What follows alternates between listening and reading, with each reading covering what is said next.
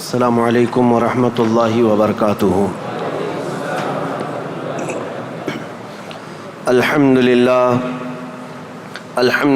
الحنان المنان الذي خلق الانسان وعلمه البیان والصلاة والسلام على رسوله سید الانس والجان وعلى آلہ واصحابہ ذوی الخیر والاحسان، اما بعد فاعوذ باللہ من الشیطان الرجیم، بسم اللہ الرحمن الرحیم۔ ان الدین عند اللہ الاسلام، صدق اللہ مولانا العظیم۔ بارگاہ رسالت مآب صلی اللہ علیہ وسلم میں درود پاک کا ہدیہ پیش کریں۔ اللہم صلی علی سیدنا و مولانا محمد معدن الجود والکرم وآلہ واصحابہ الکرام وابنہ الکریم وبارک وسلم صلاۃ دائمۃ سرمدا ابدا۔ ایک عرب نے آدمی کا بول بالا کر دیا، خاک کے ذروں کو ہمدوش ثریا کر دیا۔ خود نہ تھے جو راہ پر اوروں کے ہادی بن گئے، کیا نظر تھی جس نے مردوں کو مسیحا کر دیا۔ آج سے میرے عزیزو ہمیں تاریخ اسلام سننی ہے۔ اسلام کی نشو و نما اور اس کی ترویج و اشاعت اس دن سے ہی شروع ہو چکی ہے جس دن سب سے پہلے انسان آدم علیہ السلام نے اس روئے زمین پر قدم رکھا ہے۔ لیکن آج کے دور میں ہم اسلام نام سے جس دین کو جانتے اور پہچانتے ہیں وہ میرے آقا صلی اللہ تعالیٰ علیہ وسلم کی شریعت طاہرہ ہے۔ اسلام کی تاریخ سننے سے پہلے ہمیں تھوڑا پیچھے کے تمام حالات بھی جاننا ضروری ہے، کیونکہ اسلام کی ترویج و اشاعت اور اس کی تبلیغ کے لیے جو زمین منتخب کیا اللہ رب العزت نے، وہ عرب کی زمین ہے۔ عرب دنیا کے جغرافیہ میں کیا حیثیت رکھتا ہے، اس کی سچویشن جو ہے وہ کتنی امپورٹنٹ ہے، وہ سمجھنا ضروری ہے۔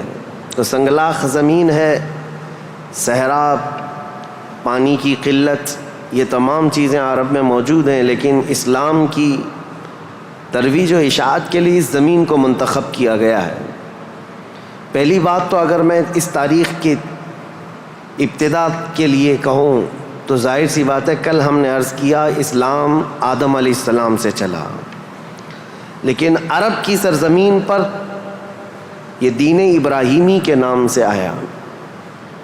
سب سے پہلے سیدنا ابراہیم خلیل اللہ علیہ الصلاۃ والتسلیم، اس وقت اللہ تبارک و تعالیٰ نے آپ کو مبعوث فرمایا جب دنیا میں کفر و شرک اور گمراہی و ضلالت پھیل چکی تھی، لوگوں میں کثرت سے اپنی عبادت کروانے کا رواج ہو چکا تھا۔ جیسے کہ نمرود کا زمانہ تھا، وہ طاقت و قوت کے بل بوتے اپنی عبادت کرنے پر لوگوں کو مجبور کرتا۔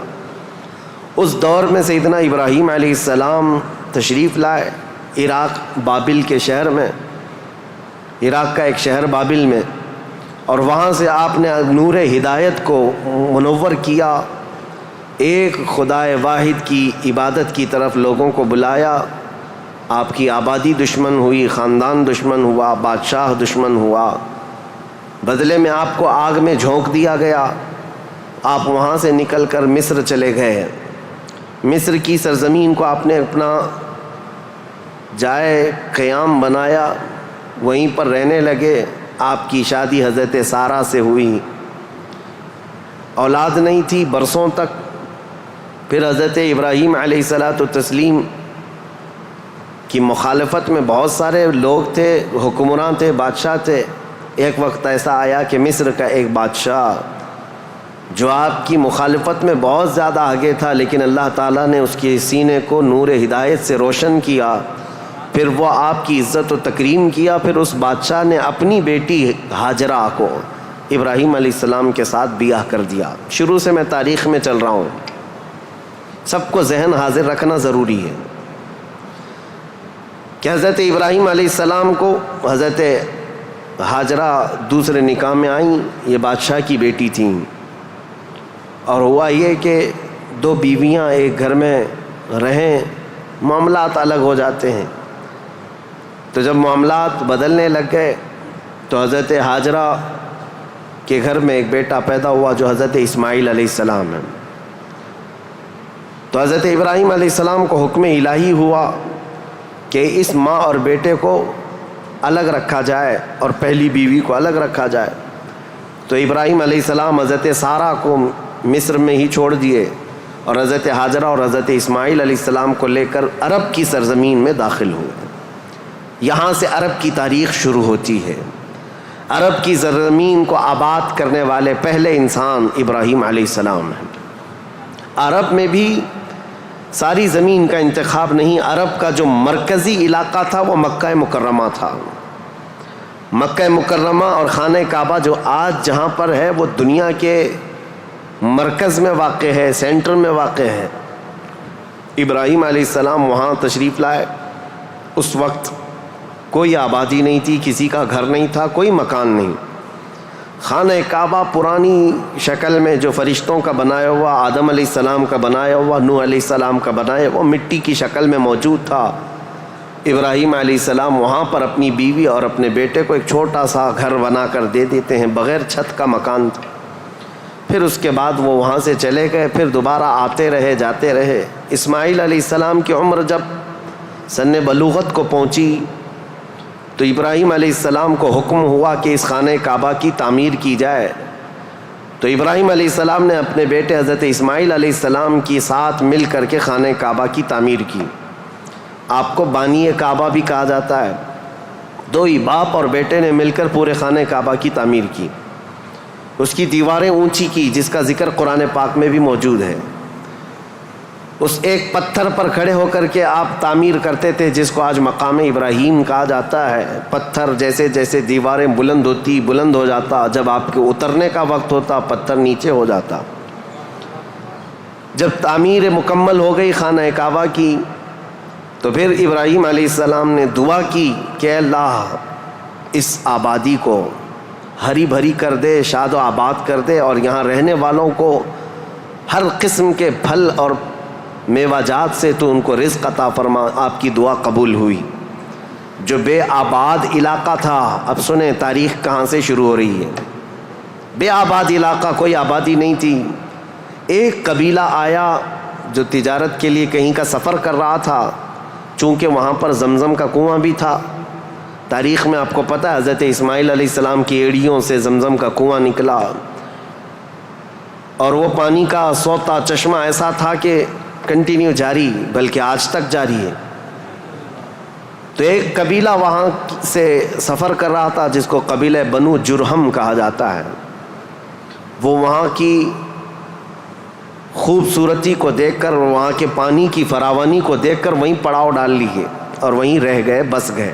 یہ پہلا قبیلہ ہے جو مکہ میں آباد ہوا، قبیلہ بنو جرہم. پھر حضرت اسماعیل علیہ السلام نے اسی قبیلے کی ایک لڑکی سے شادی بھی فرمائی، اور حضرت اسماعیل علیہ السلام کے گھر میں 12 بیٹے پیدا ہوئے. آپ کی اولاد اب بڑھتی گئی.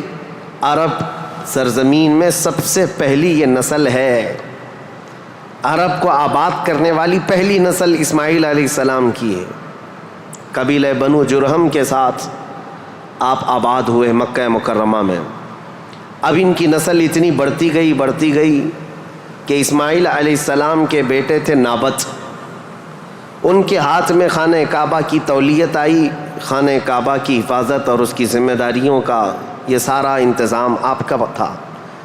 چند دنوں کے بعد پھر ایسا ہوا کہ قبیلہ بنو جرہم کے لوگوں نے، جو حضرت اسماعیل علیہ السلام کے سسرال تھے، خانہ کعبہ کی تولیت پر انہوں نے قبضہ کر لیا.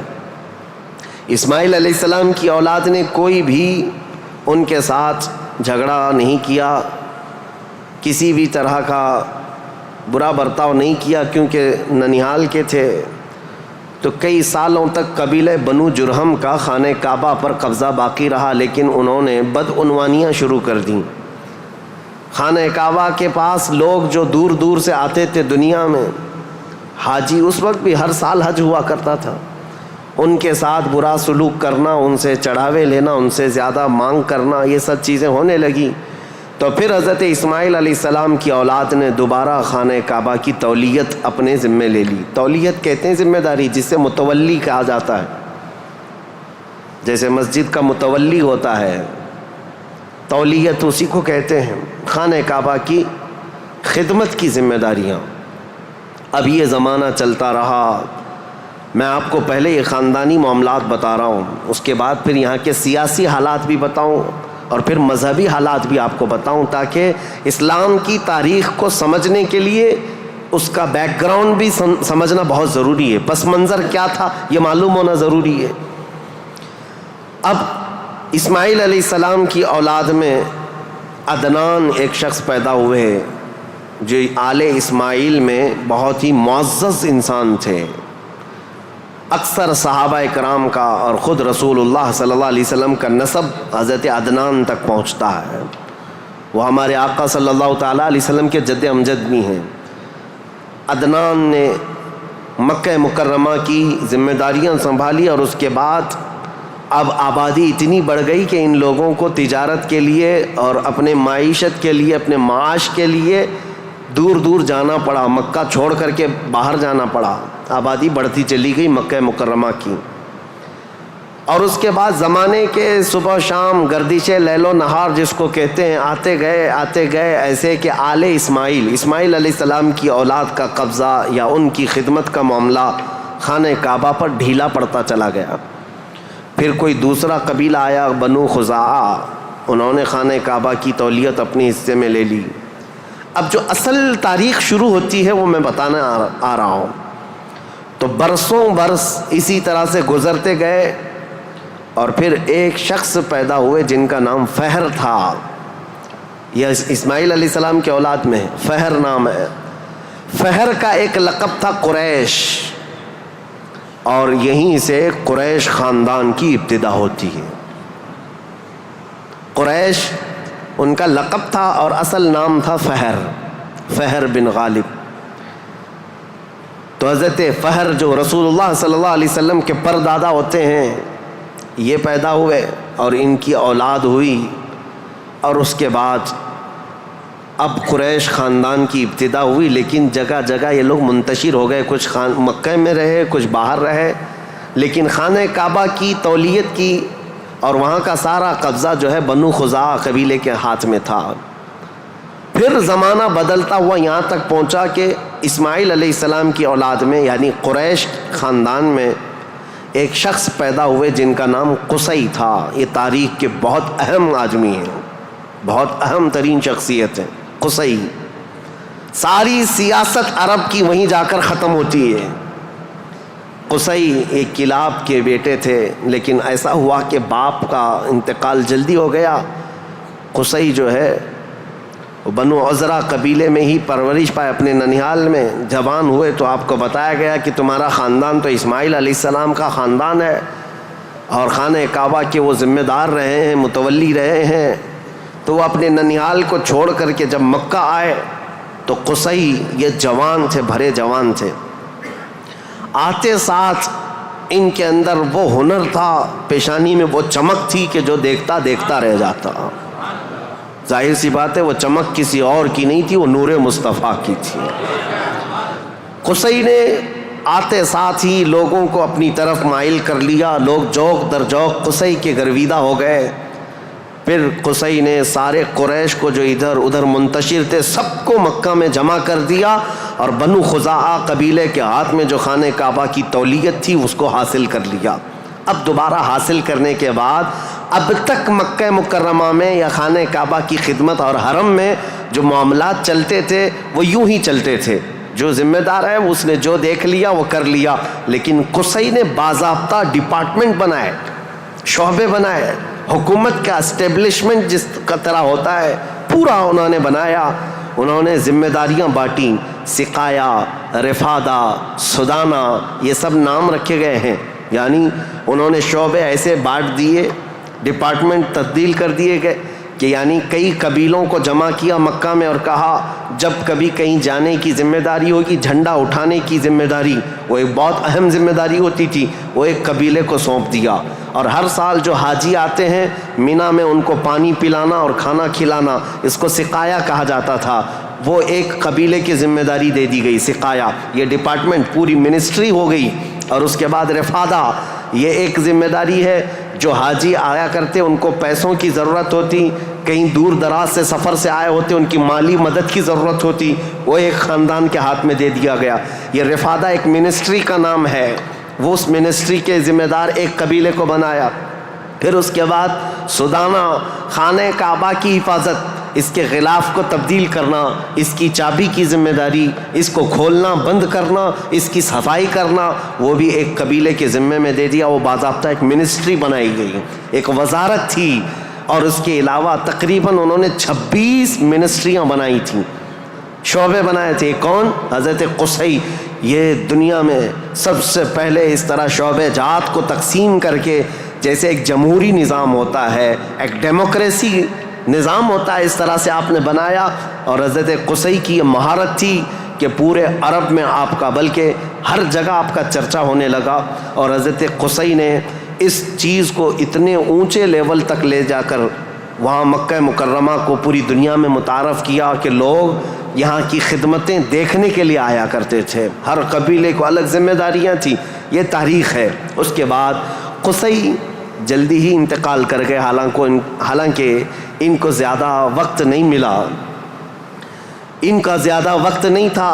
ان کی شادی ہوئی، شادی ہونے کے بعد ان کے گھر جو بیٹے پیدا ہوئے ہیں وہ 2 بیٹے تھے، ایک عبد الدار اور ایک عبد مناف۔ قصی نے اپنی ساری ذمہ داریاں، اپنی جانشینی عبد مناف کو دے دیا۔ عبد مناف یہ بہت ہی پاکیزہ اخلاق کے انسان تھے اور لوگوں میں بہت ہی معزز تھے، مکرم تھے۔ عبد مناف کے ذمے میں جو کام آئے تھے وہ جس طرح ان کے باپ قصی نے بانٹے تھے۔ اس کے بعد عبد مناف کے بیٹے پیدا ہوئے جو عرب قبیلوں میں نہیں، قریش خاندان میں سب سے افضل انسان سمجھے جاتے تھے، وہ حضرت ہاشم ہیں۔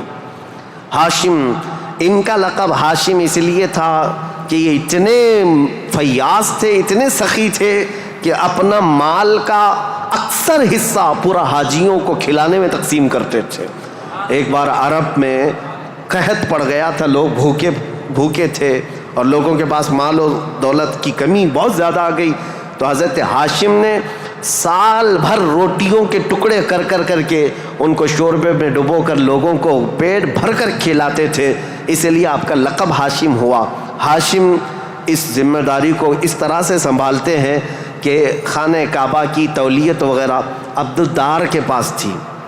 سقایہ، رفادہ، جس کو میں ابھی نام دے کر کے جو منسٹریاں بتایا کہ یہ الگ الگ قبیلوں کے ذمے تھی، تو عبد الدار جو ایک ان کے پردادا کے ہی خاندان میں لوگ تھے، انہوں نے بدعنوانیاں شروع کی تھیں، ٹیکس لگایا، حاجیوں سے پیسہ لیا، یہ تمام چیزیں ہونے کی وجہ سے حضرت ہاشم نے وہ ذمہ داریاں بھی اپنے ہاتھ میں لے لیں۔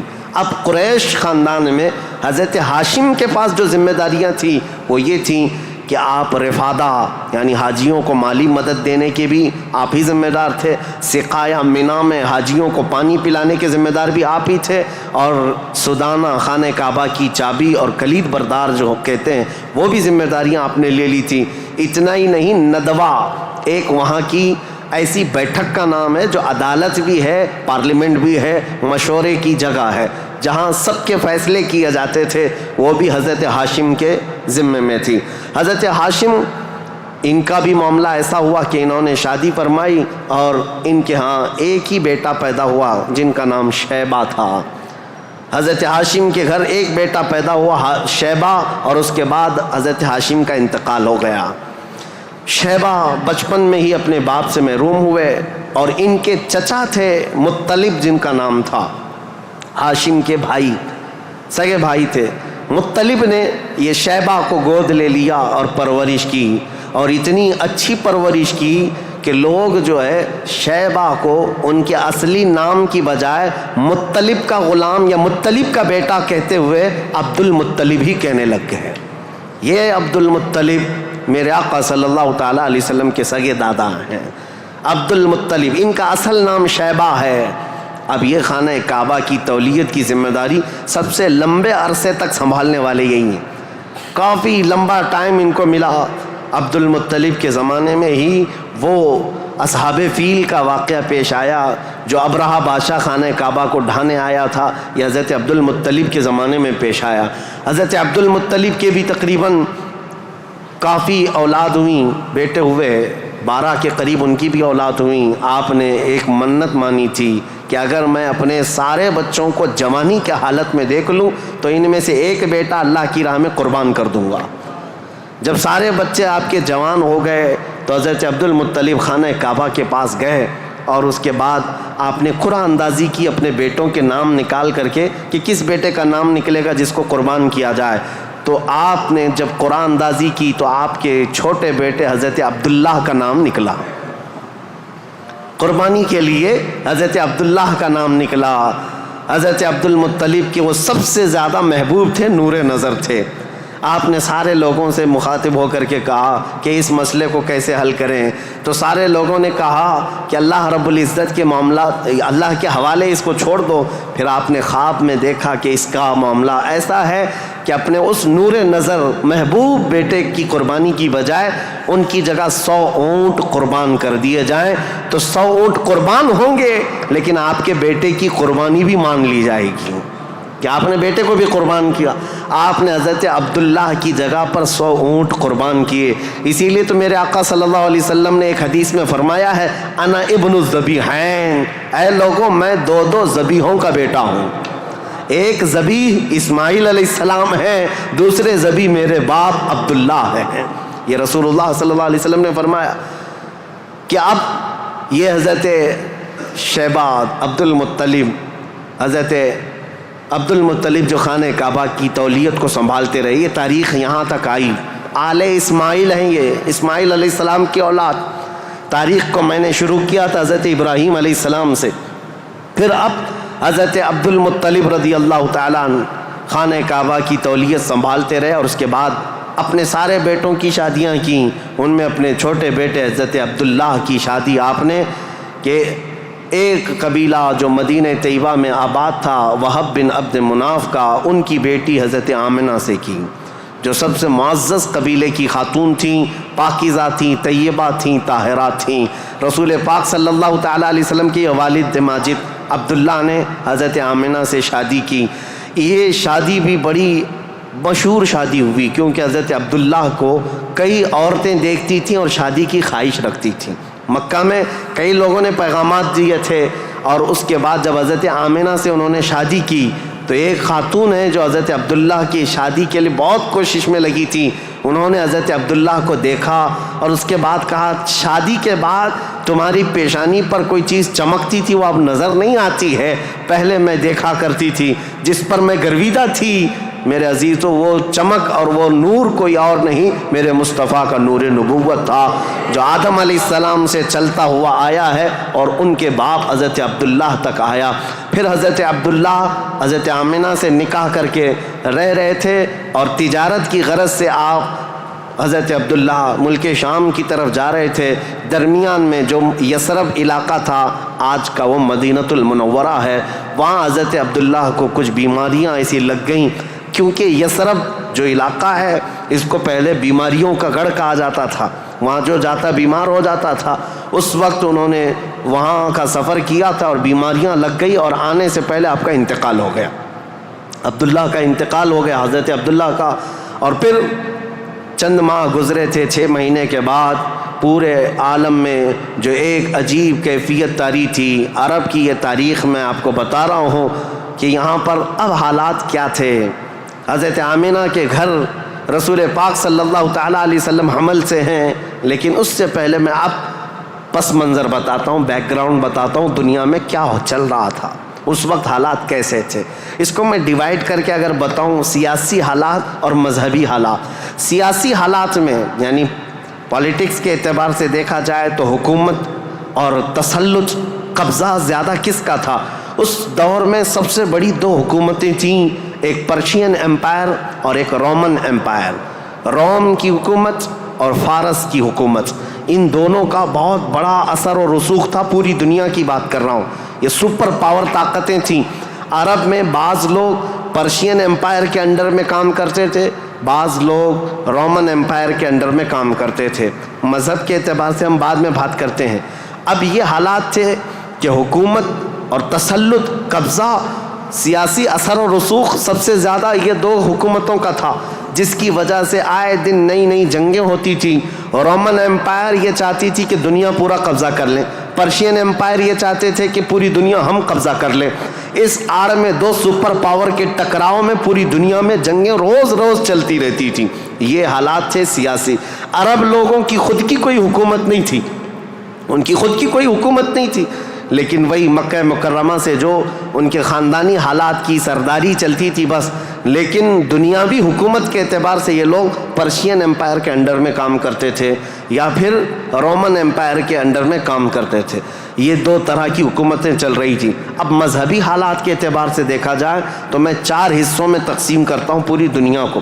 4 حصوں میں فارس، جس کو آج پرشیا کہیں آپ، ایران جو آج کے دور کا ہے، اس کی سرحدیں اور بھی بڑی تھیں، بلند تھیں. پرشیا یا جس کو اس وقت پرشین ایمپائر کہا جاتا ہے. مذہبی حالات کیا تھے ان کے؟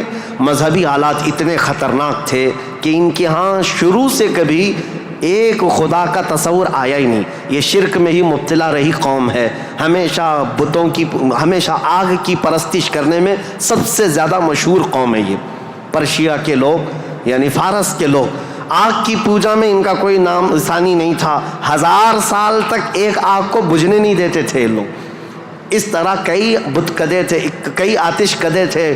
یہ فارس کے علاقے میں یہ حالات تھے کہ ایک خدا کا تو تصور ہی نہیں تھا، اور غلبہ ایسا تھا کہ جو حاکم ہوتا تھا اس کی عبادت کی جاتی تھی، جو مال والا ہے اس کے سامنے سجدے ہوتے تھے، جس کی طاقت ہے اس کے سامنے جھک جائے.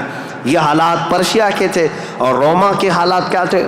جو رومن ایمپائر ہے روم، یہاں پر عیسائی زیادہ طور پر آباد، اس زمانے میں بھی تھے، پہلے سے بھی، کیونکہ عیسیٰ علیہ السلام کے بعد ان کے حواریوں کے ذریعے سے جو دین پھیلا وہ روما میں زیادہ تھا، جو آج کا اٹلی ہے، یونان ہے اور جورجیا وغیرہ کے علاقے آج یہ سب رومن ایمپائر کے انڈر میں تھے، اور یہاں عیسائی زیادہ تھے. لیکن ایسے عیسائی کہ اصل عیسائی دین کو انہوں نے مسخ کر دیا تھا، ختم کر دیا تھا.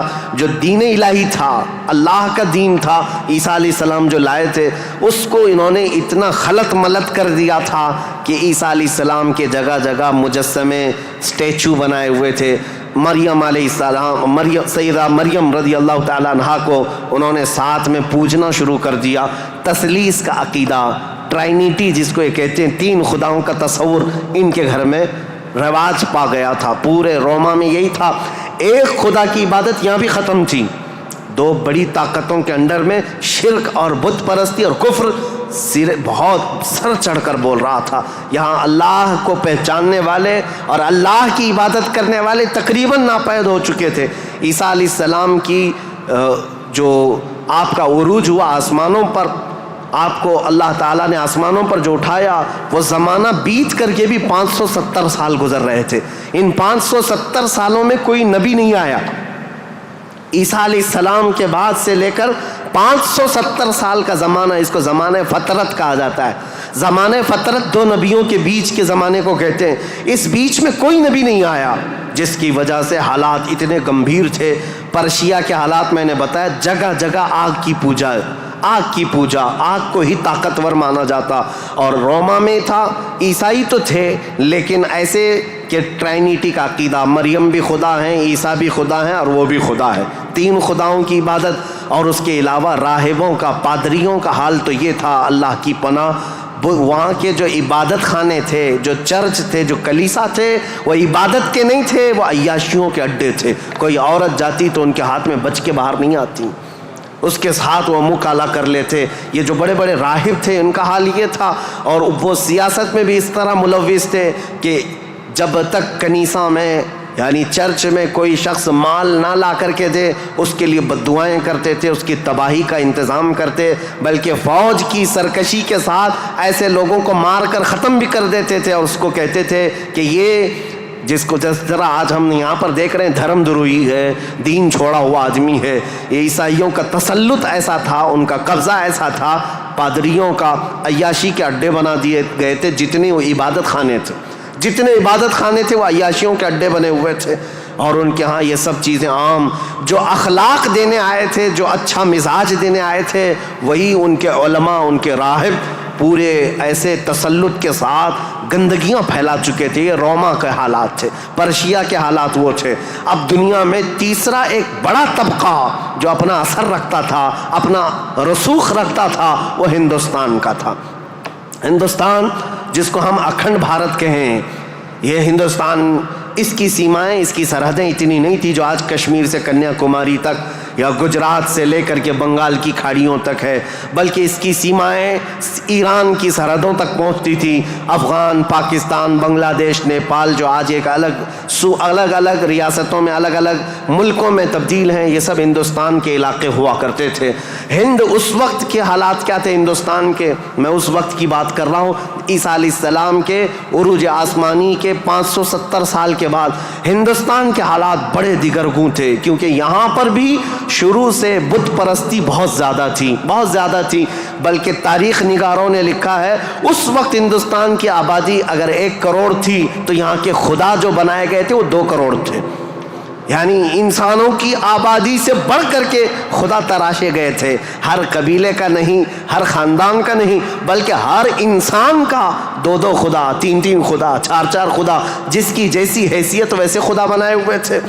اور یہاں پر اخلاقی حالات اگر دیکھے جائیں تو وہ بھی اس طرح کہ جیسے کل بھی میں نے بتایا تھا, کاسٹزم میں یہ لوگ ایسے ملوث تھے کہ برہمن الگ, شودر الگ, دلت الگ, چھتریہ الگ, یہ سب چیزوں کو کاسٹ میں بدل کر کے, ایسے کہ کسی دلت کو ایک مقدس کتاب چھونے کی بھی اجازت نہیں ہوتی, برہمن سے مصافحہ کرنے کی بھی اجازت نہیں ہوتی. اگر کسی دلت نے برہمن کی لڑکی کو چھو بھی لیا تو اس کا ہاتھ کاٹ دیا جاتا, اور اگر گیتا کے شلوک سن لیتا تو اس کے کان میں کھولتا ہوا تیل ڈال دیا جاتا تھا. یہ سب حالات یہاں کے تھے. یعنی اخلاقی پستی, اخلاقی گراوٹ یہاں پر بھی تھی. روما کے حالات بھی اچھے نہیں تھے, پرشیا کے حالات بھی اچھے نہیں تھے, ہندوستان کے حالات بھی. اور عورتوں کے لیے تو یہ اس قدر سخت تھے, اللہ اکبر. یہاں کسی عورت کا شوہر مر جاتا تو عورتیں ساتھ میں اپنے شوہر کی چتا کے ساتھ آگ لگا لیتی, جس کو ستی کہا جاتا تھا. ستی ایک رسم ہے, تاریخ میں آج بھی موجود ہے. بیوہ عورت کو جینے کا حق نہیں تھا. بیوہ عورت اپنے شوہر کی آگ کے ساتھ خود بھی جل جاتی تھی, وہ چاہے جوان ہو, چاہے 2 مہینے کی دلہن کیوں نہ ہو, اسے جلا دیا جاتا. چند سالوں کے بعد پھر جلانے کا رواج ختم ہوا, پھر بیوہ عورت کو جنگلوں میں بھیج دیا جاتا کہ وہ وہاں رہے, وہیں آباد رہے. اس کا گھر میں آنا اب شگن, آج تک یہ بری روایت موجود ہے. جاہلوں کے آج بھی پائی جاتی ہے, غیر مسلموں کے ہاں کہ اگر کوئی بیوہ عورت اچھے تقریبات میں شامل نہیں ہو سکتی, اچھے فنکشنز میں نہیں آ سکتی, کھانے پکانے کے وقت نہ آ جائے, یہ اب شگن ہو جائے. عورت اگر حیض اور نفاس کے عالم میں ہو تو اس وقت تو اس کے ساتھ جانوروں سے بدتر سلوک ہوتا. اس کا گلاس الگ, اس کا برتن الگ, اس کا کھان پان الگ, بلکہ جانوروں کا جس طرح سے الگ رکھا جاتا تھا عورت کا بھی الگ رکھا جاتا تھا. عورت کو پستی کی طرف دھکیل دیا گیا تھا. یہ تاریخ یہاں کی تھی, ہند کی. 3 بڑے طبقے دنیا کے میں بتا رہا ہوں, ایک روما میں, ایک پرشیا میں, ایک ہندوستان میں. اخلاقی پستی اس قدر تھی, کفر و شرک غالب تھا, اور اس کے علاوہ اب چوتھی ایک قوم بچتی ہے. ان سب کے بیچ میں اگر کوئی تھوڑی بہت شدھ بدھ رکھتی تھی, کوئی تھوڑا بہت اچھا مزاج رکھتے تھے, تو اس زمانے میں عزت تھی, تو وہ بنی اسرائیل کی تھی جو یہودی تھے, بنی اسرائیل. لیکن ان کے حالات ایسے تھے کہ غرور اور گھمنڈ ان کو اتنا تھا کہ وہ یہ کہتے تھے کہ پوری روئے زمین پر سب سے افضل لوگ ہم ہیں, اللہ کے محبوب ہم ہیں, اللہ کے بیٹے ہم ہیں, ہم کو اللہ کبھی عذاب نہیں دے گا, کبھی اللہ ہم کو آگ نہیں دکھائے گا. یہ سب اتنا غرور تھا اپنے افضل ہونے کا کہ کوئی نبی آتے تو ان نبیوں کا قتل بھی کر دیتے. ان بنی اسرائیل نے, یہودیوں نے 10,000 کے قریب نبیوں کا قتل کیا ہے, 10,000 کے قریب نبیوں کا قتل کیا یہ بنی اسرائیل. اور اللہ کی لعنت ان پر ایسی, اللہ کا غضب ان پر ایسا, غیر المغضوب علیہم ولا الضالین پڑھتے ہیں آپ. اور قرآن پاک میں اللہ تعالیٰ نے فرمایا ہے کہ اللہ وباءوا بغضب من اللہ, وہ اللہ کے غضب کے ساتھ لوٹی ہوئی قوم ہے. یہودی جو تھے بنی اسرائیل, اس دور میں ان کا حال یہ تھا کہ تھوڑے بہت یہ بت پرستی تو نہیں کرتے تھے, دوسرے خداؤں کی طرف جھکتے تو نہیں تھے, لیکن سود خوری ان کی فطرت میں داخل تھی. سود اتنا کھاتے تھے کہ کسی بھی غریب کی زندگی تباہ و برباد کر دیتے. سود کا نظام سب سے زیادہ یہ یہودیوں کی طرف سے، اور آج بھی پوری دنیا کو کریڈٹ کے پلیٹ فارم پر لا کر کھڑا کرنے والی قوم کوئی اور نہیں، یہ اسرائیلی ہیں، یہ یہودی ہیں. پوری دنیا کو کریڈٹ بانٹ کر کے، ان کو قرضہ دے کر کے، ادھار دے کر کے اس پر نفع لینا، اس پر انٹرسٹ کمانا، یہ یہودی فطرت میں داخل تھا. اور یہ سود کی لعنت ان کے ساتھ آج سے نہیں پہلے سے ہے. اس کو حلال سمجھ کر کے کھاتے ہیں، اس کو ترہ امتیاز سمجھتے ہیں، اور یہ سمجھتے ہیں یہ ہماری عقل مندی ہے، ہماری دانائی ہے کہ ہم پوری دنیا کا مال اپنی طرف کھینچ لیتے ہیں. اس کو وہ اپنی عقل مندی سمجھتے ہیں، جبکہ اللہ کا غضب ہے ان کے ساتھ. یہ چوتھی قوم تھی جو برائیوں میں ملوث تھی، سود خوری میں ملوث تھی، نبیوں کا قتل، بلکہ کتابوں کو یوں پھینک دیتے، اگر ان کے مزاج کے مطابق کوئی مسئلہ نہیں ملتا تو پھینک دیتے اور کہتے یہ کتاب اللہ کی ہے نہیں. تورات کو نہیں مانتے، تلمود کو نہیں مانتے، جس کو آج اولڈ ٹیسٹمنٹ کہا جاتا ہے، یا بائبل کو نیو ٹیسٹمنٹ جو انجیل ہوا کرتی، ان کتابوں کو پھینک دیتے. ان کے مزاج کے مطابق اگر آیتیں ملتی تو ٹھیک ہے، نہیں تو پھینک دیتے. یہ چوتھی قوم تھی. اب دنیا کی یہ حالات تھے، دنیا میں یہ حالات جہاں جہاں دیکھیں عورتوں کا استحصال یا پھر زنا، شراب نوشی، یہ سب عروج پر تھے. روما میں، پرشیا میں، ہندوستان میں اور بنی اسرائیل یہودیوں کے درمیان. اب جو پانچویں قوم الگ بنتی ہے وہ عرب کی سرزمین پر تھی. عرب لوگ تھے، عرب جو آل اسماعیل ہیں، اسماعیل علیہ السلام کی اولاد. یہ آئے تھے اللہ تعالیٰ کے منتخب زمین پر، لیکن کثرت سے ان کے ہاں بھی برائیاں گھر کر گئی تھیں. یہ ایسے ہو گئے تھے کہ ان کے ہاں بتوں کی تراشنے کی عادت بڑھ گئی. انہوں نے اپنے ہاتھوں سے خدا بنا لیے تھے. خانہ کعبہ جو مرکز تھا وحدانیت کا، اس خانہ کعبہ کے اندر بھی انہوں نے بت رکھ دیے تھے. اور خانہ کعبہ کی چھت پر ایک بت ہوا کرتا تھا جس کا نام حبل تھا، ایک بت تھا جس کا نام عزا تھا. اس کی پوجا کرنا تو حج کے ارکان میں شامل کر دیا تھا، حج کے ارکان میں تھا عزا کی پوجا کرنا. یہ حبل وہاں پر تھا. لات ایک بت کا نام تھا، عزا تھا، منات تھا. یہ سب بتوں کے نام ہیں جو انہوں نے کوئی صفا مروہ پر رکھ دیے تھے، کچھ کو خانہ کعبہ کی چھت پر رکھا تھا، کچھ کو دروازے کے اندر رکھا تھا. طواف کرتے تھے ان بتوں کے سامنے آ کر کے، ننگے طواف کرتے تھے، بغیر کپڑے کے خانہ کعبہ کا طواف کرتے، ایک ہاتھ آگے اور ایک ہاتھ پیچھے رکھ کر کے. مرد ہو کہ عورتیں ہو، اس طرح سے وہ خانہ کعبہ کا طواف کرتے. یہ برائیاں ان کے ہاں بہت اخلاقی پستی میں گرتے چلے آئے. اور اس کے بعد یہ بت پرستی اتنے عروج پر ہو گئی، اتنے عروج پر ہو گئی کہ یہ اپنے خداؤں کے چڑھاوے اتنے چڑھاتے تھے. دور دراز سے لوگ آتے تھے تو سال میں ایک مرتبہ ان خداؤں کے نام پر انسانوں کی بلی بھی چڑھتی تھی. کوئی جوان منتخب کر لیا جاتا اور وہ خوشی سے تیار ہوتا، اپنی گردن اس کی رکھ دی جاتی، مینا کی وادی میں اس کو ذبح کر دیا جاتا، کاٹ کر کے اس کا خون بتوں کو لگا دیا جاتا. اور یہ کہتے کہ ہم مقرب ہو رہے ہیں، ہم مکرم ہو رہے ہیں، ہم عزت والے ہو رہے ہیں. یہ تمام چیزیں تھیں. اور اس کے علاوہ ان کے ہاں شراب بہت زیادہ عام تھی. چوری کرنے والے کچھ قبیلے خاص تھے عرب میں، اور ان کا پیشہ ہی تھا راستے پر رکنا اور جاتے آتے قافلوں کو ڈاکہ زنی کرنا اور مال لوٹنا. اور اس کے علاوہ عورتوں کے لیے ان کے ہاں بھی اچھے حالات نہیں تھے. عورتوں کو تو مشین سمجھتے تھے. شادی کا کوئی ایک سسٹم نہیں تھا. کوئی مرد چاہے تو 100 رکھ لے، کوئی 50 رکھ لے، کوئی 60 رکھ لے. نہ شادی کا کوئی سسٹم ہے، جتنی عورتیں چاہے وہ رکھ سکتا تھا. اور پھر اس کے علاوہ عورتوں کے ساتھ سارا سلوک تو تھا ہی، لیکن وہ ایسے بدبخت تھے کہ بیٹی کے پیدا ہونے پر ناک بھون سکیڑتے تھے. بلکہ کئی ایسے عرب قبیلے تھے جو بیٹی کے پیدا ہوتے ہی اس کی گردن مروڑ کر کے اس کو زندہ دفن کر دیتے تھے. یہ عرب کی سرزمین پر پائے جانے والی چیزیں. شراب کو 60 سال 70 سال پرانی شراب جمع کر کے پینے کو فخر محسوس کرتے. اور جوا ایسے کھیلتے تھے، ایسے کھیلتے، حرم کی سرزمین پر جوا کھیلتے. اور بازی میں کیا کیا لگاتے. بازی میں صرف پیسہ نہیں لگاتے، اپنی عورتیں بھی بازی میں ہار دیتے تھے. کوئی جوے میں کسی کی عورت جیت لیتا، کسی کی بیٹی جیت لیتا، کوئی کسی کی بہن جیت کر کے آتا. یہ قمار بازی، یہ جوا بازی اس قدر عام تھی. میں نے دنیا کے یہ سطحی حالات مختصر انداز میں آپ کے سامنے رکھے. سیاسی حالات میں اثر و رسوخ 2 طاقتوں کا تھا، پرشین امپائر اور رومن امپائر. مذہبی حالات میں الگ الگ تھے. ہندوستان کے حالات کیا تھے اور پرشیا کے، روما کے، اسرائیل کے. اسرائیل اس وقت تھا نہیں، اگرچہ بیت المقدس ان کے ہاتھ میں نہیں تھا، لیکن یہ جگہ جگہ بکھرے ہوئے لوگ تھے یہودی، ان کے حالات بھی اچھے نہیں تھے. عربوں کے حالات بھی اچھے نہیں تھے. یہ اس قدر کفر و شرک کے مینارے بلند تھے. اللہ کہنے والی قوم پوری دنیا میں ڈھونڈنے پر بھی کہیں نہیں تھی.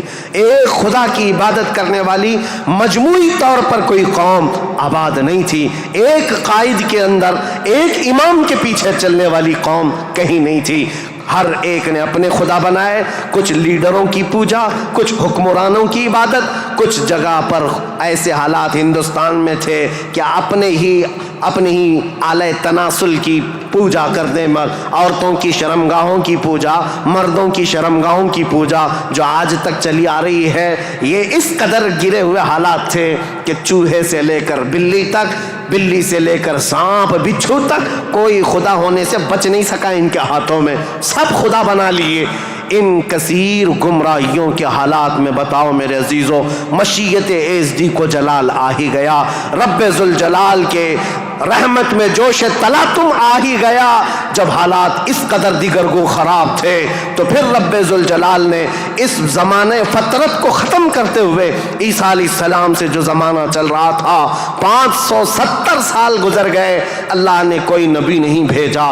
حالات جب اس قدر خراب ہو گئے، رب ذوالجلال کی مشیت کو، اس کی رحمت کو جوش آیا. پھر مولا نے مکہ مکرمہ کی سرزمین کو منتخب کیا، اور پھر اللہ نے اس سرزمین کو منتخب کرتے ہوئے عظیم خاندان قریش کو منتخب کیا.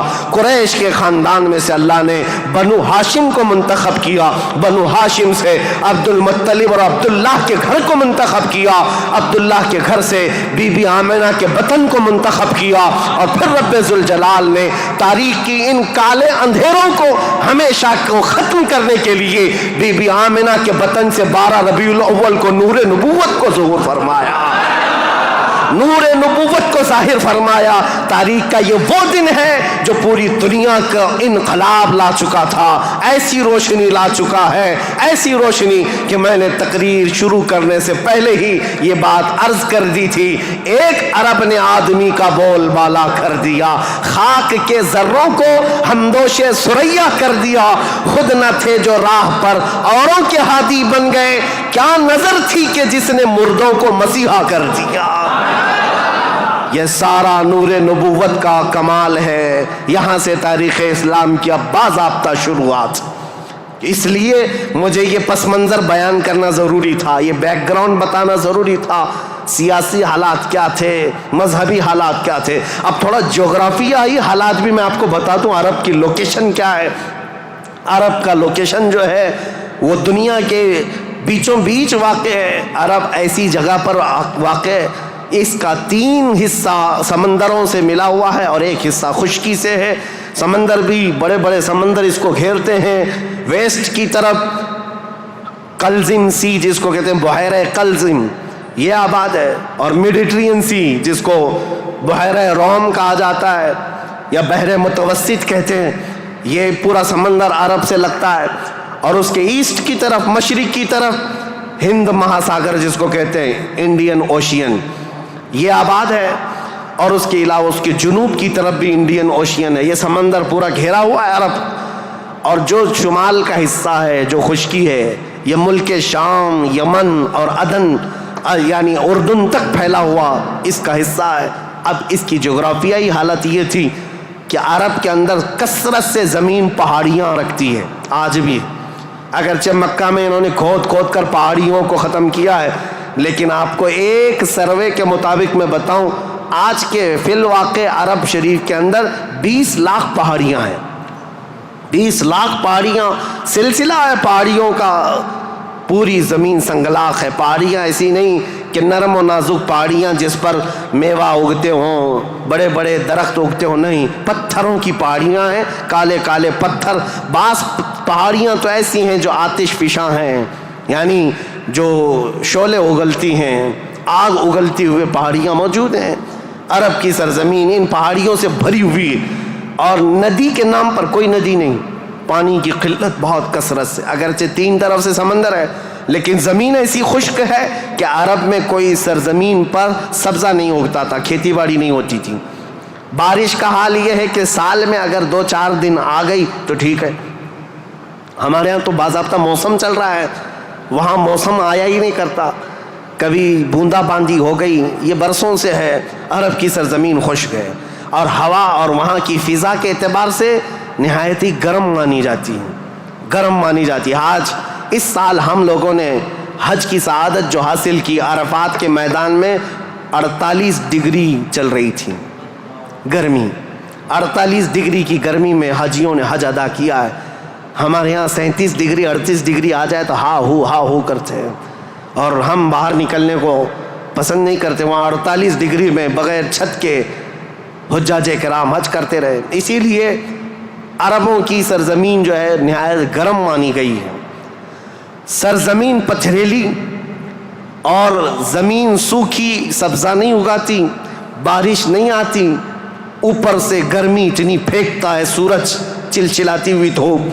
اس فضا کا اثر طبیعت پر ہوتا ہے. آپ یہ سوچ رہے ہوں گے کہ یہ ویدر بتانے کی ضرورت آج کیا ہے؟ ضرورت ہے. موسم کے اعتبار سے انسانوں کی طبیعت میں فرق آتا ہے. جیسا موسم ہوتا ہے انسانوں کی طبیعت میں اثر پیدا ہوتا ہے.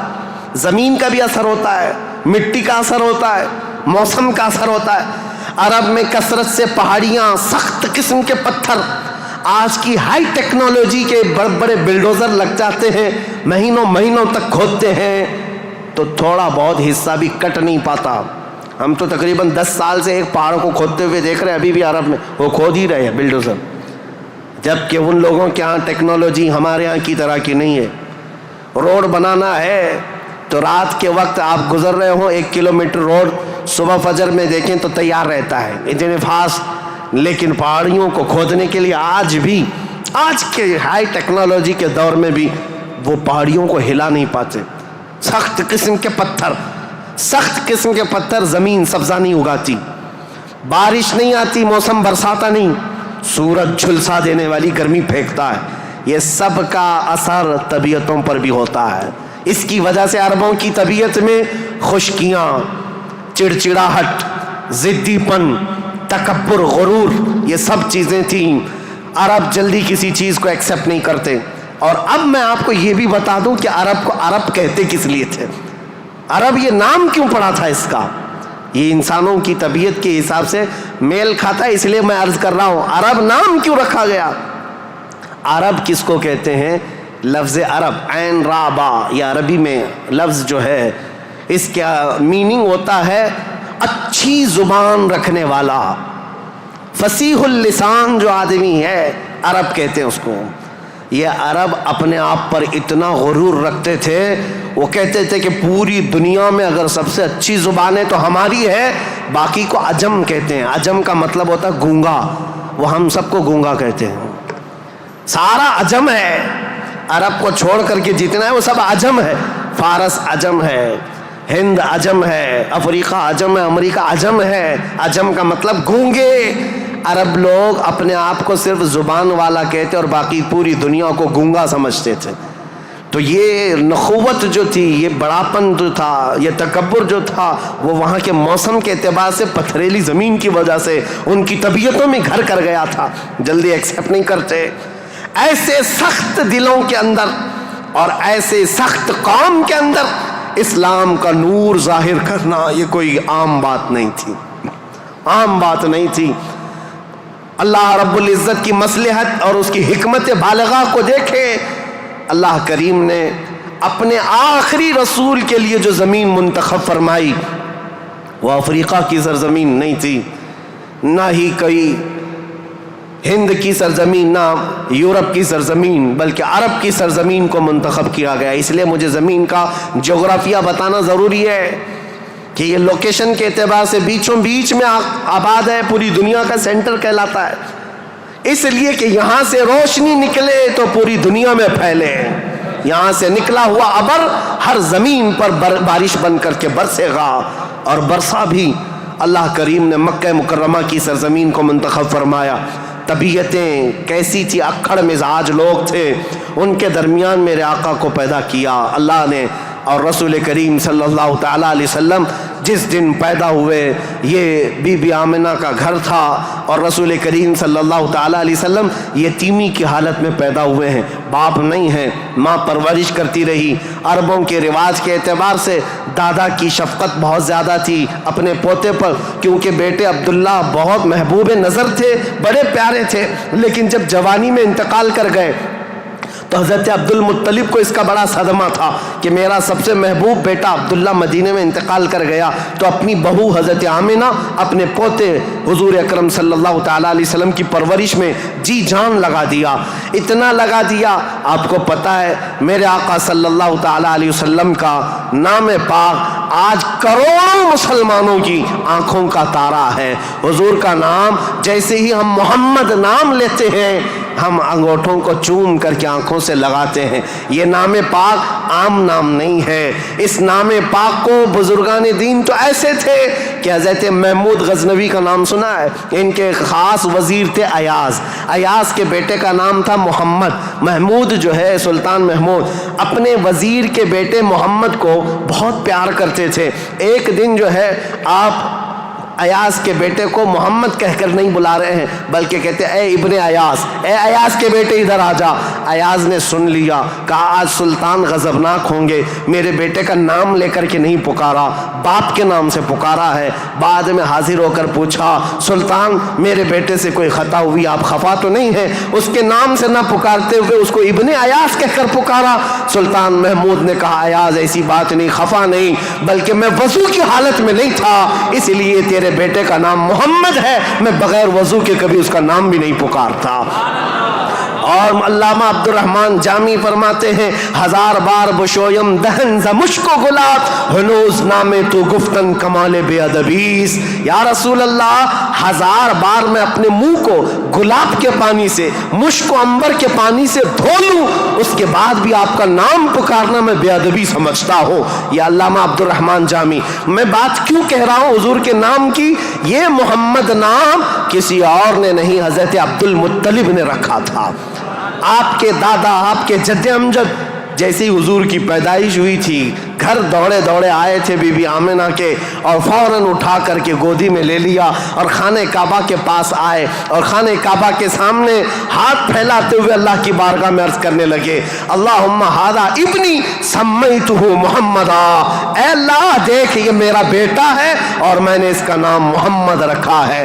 عرب کے بہت سارے لوگ وہاں موجود تھے، یہ نیا نام تھا ان کے لیے۔ عرب میں جو نام رکھے جاتے ہیں وہ باپ داداؤں کے نام پر چلتے ہیں، وہاں پر نئے نام نہیں رکھتے، خاندانوں کے اپنے خود پرسنل نام چلتے رہتے ہیں، پرٹیکولر نام ہوتے ہیں وہی نام رکھے جاتے ہیں۔ حضرت عبد المطلب نے نیا نام رکھا تھا تو عرب کے بہت سارے قبیلے آئے اور پوچھا یا عبد المطلب لما سمیتک ابنی ابنک ھذا محمدا، اے عبد المطلب آپ نے لما سمیت ھذا محمدا، کیوں آپ نے اس کا نام محمد رکھا ہے؟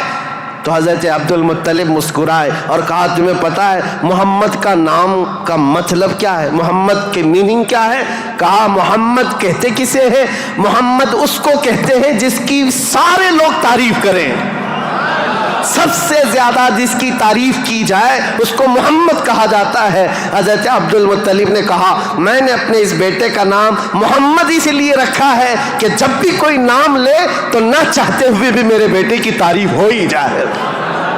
آج میرے آقا کی شان میں کسی کو گستاخی کرنا بھی ہو، میرے آقا کا نام محمد لیتا ہے تو پہلے حضور کی تعریف کر ہی رہتا ہے، وہ کر کے ہی رہتا ہے۔ عزیزان گرامی وقار، حضور اکرم صلی اللہ تعالیٰ علیہ وسلم کو حضرت عبد المطلب نے بڑی شفقت دی۔ عرب کے مشہور قانون اور وہاں کے دستور کے مطابق کہ عرب لوگ اپنے بچوں کی حفاظت کے لیے یعنی ان کی زبان کی حفاظت کے لیے دیہاتوں میں بھیجتے تھے کہ ان کی زبان محفوظ رہے۔ شہروں کی زبان جو ہے مکس ہو جاتی ہے، جیسے ممبئی کی زبان اس کا کوئی اتا پتہ نہیں ہے، اس میں یو پی بھی ملا ہوا ہے اور راجستھان بھی ہے، گجراتی بھی ہے، کرناٹکی بھی ہے، سب ملا کر کے مکس ہو گئی کیونکہ ہر جگہ کے لوگ یہاں پر موجود ہیں۔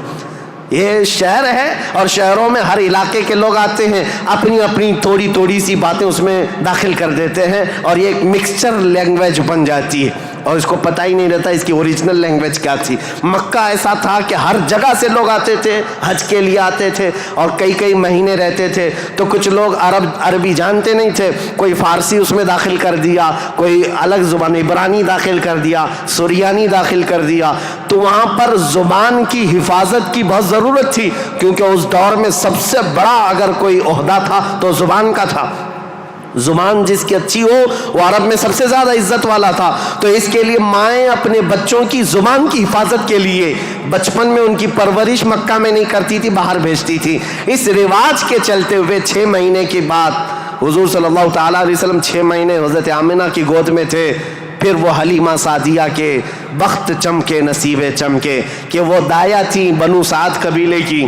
طائف سے آگے ایک علاقہ بنو سعد آج بھی موجود ہے، طائف سے 80 کلومیٹر دور، وہاں سے وہ آئی تھی۔ 180 کلومیٹر کا سفر کر کے آئی تھی اور مکہ مکرمہ میں انہوں نے رسول پاک صلی اللہ تعالیٰ علیہ وسلم کو گود لے لیا۔ تفصیلات میں نہیں بتا رہا ہوں، تاریخ ہے کیونکہ ہم مولد شریف میں تفصیلات بیان کرتے ہیں، یہ تاریخ اسلام ہے، اس کے لیے میں چلتی چلتی مختصر جھلکیاں رکھ رہا ہوں۔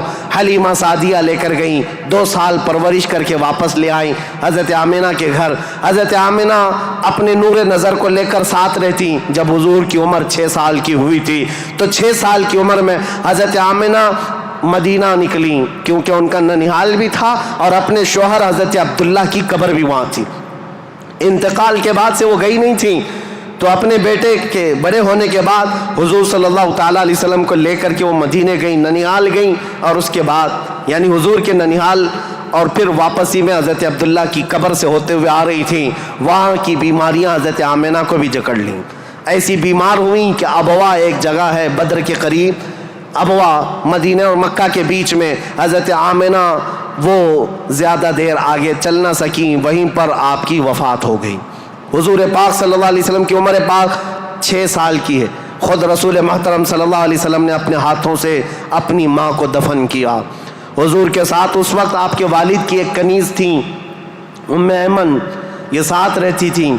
اور بس حضور صلی اللہ تعالیٰ علیہ وسلم واپس مکہ جب آئے، حضرت عبد المطلب کو جیسے پتہ چلا کہ حضرت عبداللہ کی بیوی آمنہ بھی انتقال کر گئیں، وہ فرط غم میں، جوش غم میں حضور صلی اللہ تعالیٰ علیہ وسلم کو ایسے قریب کر لیے کہ ایک لمحے کے لیے بھی اپنے آنکھوں سے اوجھل نہیں ہونے دیتے۔ لیکن ہوا کیا، مشیت ایز دی جو چاہے۔ 8 سال کی عمر تھی میرے آقا کی، دادا حضرت عبد المطلب بھی فوت ہو گئے۔ یہ دور گزرتا گیا، دادا حضرت عبد المطلب نے اپنے انتقال سے پہلے اپنے بیٹے حضرت عبداللہ کے سگے بھائی جناب ابو طالب کے حوالے کر دیا تھا اپنے اس پوتے کو۔ حضور صلی اللہ تعالیٰ علیہ وسلم کو جناب ابو طالب کے حوالے کر دیا اور کہا کہ تم اس کی نگرانی کرنا۔ تو جناب ابو طالب نے ایسی نگرانی کی کہ ابو طالب کے گھر میں بیٹے تو ہوئے، ان کے بیٹے عقیل ہیں، ان کے بیٹے جعفر ہیں، ان کے بیٹے حیدر کرار، علی و مرتضیٰ ہیں، لیکن حضور صلی اللہ تعالیٰ علیہ وسلم کی پرورش میں ایسا کمال کا کردار ادا کیا کہ اپنے بیٹوں کو بھی کچھ نہیں سمجھتے حضور کے آگے، حضور اکرم صلی اللہ علیہ وسلم کے آگے۔ ایک روایت جو ہے بدن میں رونگٹے کھڑے کر دیتی ہے۔ میں آج بھی بحث نہیں کروں گا ایمان ابو طالب کے متعلق، ہمارا قط الآراء بحثوں میں سے ہے، ہمارا ٹاپک آج تاریخ اسلام ہے، لیکن ان کی پرورش کا انداز ایسا تھا۔ صرف ایک بات اگر میں بتا دوں، شعب ابی طالب میں جب 3 سال تک مکہ والوں نے حضور صلی اللہ علیہ وسلم کا بائیکاٹ کیا تھا، سوشل بائیکاٹ، کبھی بھی حملہ ہونے کا اندیشہ رہتا تھا کہ لوگ آ کر کے حضور کو قتل نہ کر دیں۔ رات کے وقت، کیونکہ عرب اتنے دشمن تھے رسول پاک صلی اللہ علیہ وسلم کے اعلان نبوت کی بات کر رہا ہوں، یہ روایت بیچ میں عرض کر رہا ہوں۔ جناب ابو طالب رات کے وقت جب حضور سو جاتے تھے تو ان کو اٹھا کر کے دوسری جگہ سلاتے اور حضور صلی اللہ علیہ وسلم کی جو جگہ خاص تھی، حضور کی جو چادر تھی، اس جگہ اپنے بیٹے کو سلا دیتے تھے اور یہ کہتے ہماری نیند کے وقت میں اگر کوئی دشمن آ کر حملہ بھی کرے تو محمد پر حملہ نہ ہو، میرے بیٹے پہ حملہ ہو۔ یہ کمال کی شفقت کے ساتھ انہوں نے پرورش کی ہے رسول اللہ صلی اللہ علیہ وسلم۔ جب آپ کی عمر پاک 12 سال کی تھی حضور اکرم صلی اللہ علیہ وسلم کی، جناب ابو طالب کے ساتھ آپ تجارت کے لیے نکلے ملک شام، کیونکہ خاندانی مشغلہ تھا تجارت، ابو طالب ساتھ میں لے کر کے گئے. یہ وہ ٹرننگ پوائنٹ ہے تاریخ کا کہ بیچ راستے میں ایک بحیرہ راہب، ایک عیسائی پادری تھا، جہاں پر یہ قافلہ رکا تھا. بحیرہ راہب نے دیکھ کر کے ہی کہا ھذا سید المرسلین، یہ رسولوں کا سردار آیا ہے. عیسائیوں نے پوچھا تمہیں کیسے پتا؟ کہا میں نے ان کو دیکھا، یہ 12 سال کی عمر کے، جب یہ آ رہے تھے رات کے وقت پہاڑوں کے اوپر سے اتر رہے تھے، میں نے دیکھا کہ سارے پہاڑ سارے جتنے بھی درخت ہیں وہ اس 12 سالہ لڑکے کے لیے سجدے میں گرے ہوئے ہیں. اور میں نے دیکھا کہ دن میں یہ جب چلتے ہیں تو سورج کی روشنی ان پر نہیں پڑتی، بادل کا ایک سایہ ان کے اوپر سایہ بنائے ہوئے چلتا ہے، بادل کا ایک ٹکڑا سایہ بنائے ہوئے چلتا ہے. یہ بحیرہ راہب نے ابو طالب کو بلا کر پوچھا یہ کون ہے؟ کہا میرا بھتیجا ہے. کہا میری ایک بات سن لو، اچھا ہوگا کہ تم ان کو ملک شام مت لے جانا، وہاں یہودی ہیں، وہ ان کے قتل کے در پہ ہو جائیں گے، کیونکہ وہ اس انتظار میں ہیں کہ آخری نبی ان کے خاندان میں پیدا ہوگا. یہ تو تمہارے خاندان کا نصیبہ ہے، اگر تم لے جاؤ گے تو یہودی قتل کر ڈالیں گے، تم یہیں سے ان کو واپس مکہ لے جاؤ. جناب ابو طالب گھبرا گئے، ڈر گئے. کہا کہ میں اپنے اس بھتیجے کو ملک شام نہیں لے جاؤں گا. بیچ راستے سے ہی رسول پاک صلی اللہ تعالیٰ علیہ وسلم کو لے کر وہ مکہ واپس آئے. یہ وہ بشارت تھی، 40 سال کے بعد حضور نے اپنی نبوت کا اعلان فرمایا، لیکن خبریں تو 12 سال سے ہی مشہور ہو چکی تھیں، خبریں ہو چکی تھیں. بحیرہ راہب نے یہ کہا. اس کے بعد حضور پاک صلی اللہ تعالیٰ علیہ وسلم تجارت کو اپناتے رہے. جب آپ کی عمر پاک 25 سال کی تھی تو مکہ مکرمہ کی ایک معزز خاتون، بڑی مالدار خاتون تھی، حضرت خدیجہ، جن کے 2 شوہروں کا انتقال ہو چکا تھا. اب وہ کسی سے شادی کرنے کے موڈ میں کبھی نہیں تھی، لیکن وہ بڑی مالدار تھیں. انہوں نے اپنا مال تجارت کسی کو دے کر کے انویسٹ کروا کر کے تجارت کرواتی تھیں. جب ان کو پتہ چلا محمد صلی اللہ علیہ وسلم بڑے امانت دار ہیں، بڑے ہی دیانت دار ہیں، تو اپنا مال ان کو دیا اور کہا کہ تم تجارت کرو اور نفع کما کر کے لے آؤ. رسول پاک صلی اللہ علیہ وسلم ان کا مال تجارت لے کر ملک شام گئے اور اتنا نفع ہوا اس مال میں. واپس جب آ رہے تھے تو حضرت خدیجہ کا ایک غلام میسرہ تھا. حضرت خدیجہ نے کہا تھا میسرہ تم ہمیشہ محمد پر نظر رکھنا، دیکھتے رہنا یہ کیسی کیسی تجارت کرتے ہیں، کتنا نفع کرتے ہیں. اسی لیے نہیں کہ خرد برد ہوگا، اس لیے کہ مدد کے طور پر. جب یہ قافلہ واپس مکہ آ رہا تھا، اب پھر ٹرننگ پوائنٹ ہے یہاں پر. حضرت خدیجہ اپنے گھر کے بالا خانے پر بیٹھ کر کے اپنا نفع شدہ قافلہ جو مکہ میں داخل ہو رہا ہے اس کو دیکھنے کے لیے بیٹھی ہوئی تھی. بڑا گھر تھا، بڑا محل تھا. جب وہ اوپر سے نظارہ کر رہی تھی، وہیں سے دیکھ کر کے وہ گرویدہ ہو گئی کہ اتنی دور سے دیکھ رہی تھی، قافلہ صاف نظر نہیں آ رہا تھا، لیکن چہرہ محمد سب سے زیادہ چمکتا ہوا نظر آ رہا ہے. حضرت خدیجہ کہتی ہے میں نے چاند کو بھی اتنا تیزی سے چمکتے نہیں دیکھا جس طرح ملک شام سے یہ لوٹتا ہوا قافلہ محمد کا چمکتا ہوا چہرہ لے کر آ رہا تھا. حضرت خدیجہ کہتی ہیں عجیب حالت تھی، قافلہ تو تجارت کر کے آ رہا ہے، لیکن میں نے دیکھا اس قافلے کے اوپر جو دھوپ کا وقت ہے اس وقت آسمان کا ایک ٹکڑا، بادل کا ایک ٹکڑا سایہ بن کر کے چلتا ہوا آ رہا ہے. جس طرف محمد جا رہا ہے اس طرف وہ ٹکڑا بھی چلتا جا رہا ہے. آگے پیچھے نہ جانے کون سی مخلوق چل رہی تھی. حضرت خدیجہ کا دل یہیں سے بے قرار ہوا. ملک شام سے تجارت کر کے واپس آنے کے بعد، جبکہ حضرت خدیجہ کی 2 شادیاں آلریڈی ہو چکی تھی، انتقال ہو چکے ان کے شوہروں کے، 40 سال کی عمر ہو چکی تھی، شادی کرنے کا کوئی خیال نہیں تھا. لیکن حضور پاک کے چہرے پاک کو دیکھنے کے بعد، ان کی خصوصیات دیکھنے کے بعد، نفع لیتے ہی آپ نے پیغام بھیج دیا محمد صلی اللہ تعالیٰ علیہ وسلم سے. کہا کیا آپ مجھ سے نکاح کرنا چاہیں؟ وہ روح محمد صلی اللہ تعالیٰ علیہ وسلم کی گرویدہ خاتون، ان کا پیغام پہنچتے ہی رسول پاک صلی اللہ تعالیٰ علیہ وسلم نے خود سے قبول نہیں کیا، اپنے چچاؤں اور پھوپھیوں کے درمیان اس مسئلے کو رکھا.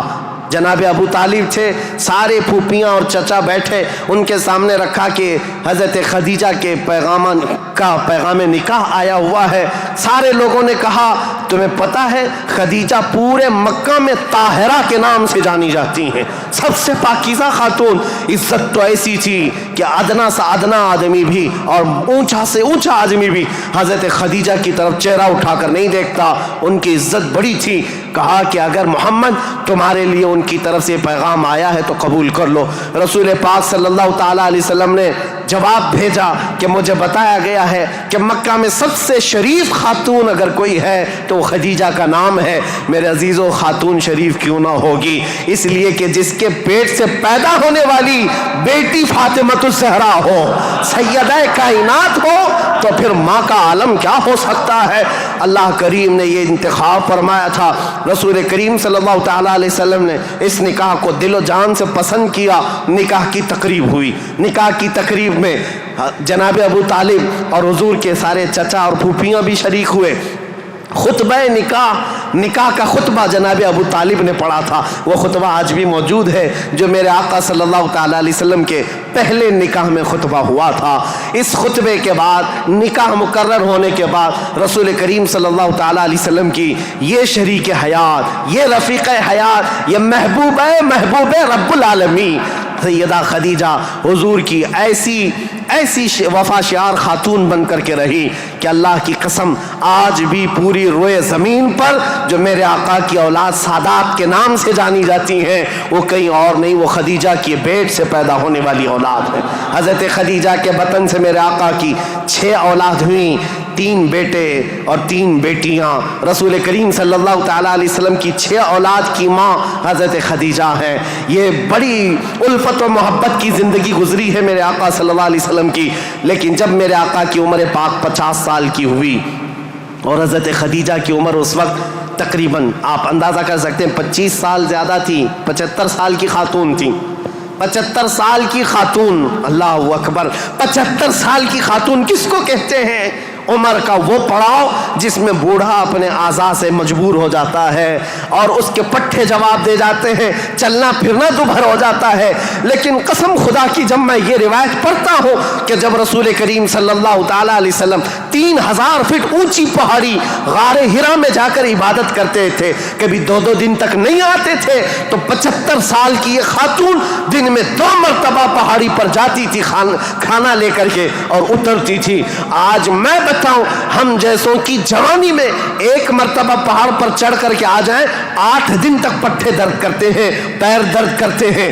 میں سمجھ نہیں پاتا وہ خدیجۃ الکبریٰ کی وفا شعاری کو دن میں 2 مرتبہ اپنے نبی پاک اپنے رفیق حیات کے لیے اوپر جاتی تھی، نیچے آتی تھی۔ کبھی رسول اللہ پہاڑ سے اتر رہے ہوتے، حضرت خدیجہ گھر کے باہر آ کر کھڑی ہوتی، کڑی دھوپ ہوتی، سورج کی تمازت ہوتی، لوگ چلتے پھرتے کہتے خدیجہ اپنے شوہر کا انتظار کر رہی ہو؟ کہتی ہاں میرے شوہر پہاڑ سے اتر رہے ہیں، غار ہرا سے آ رہے ہیں۔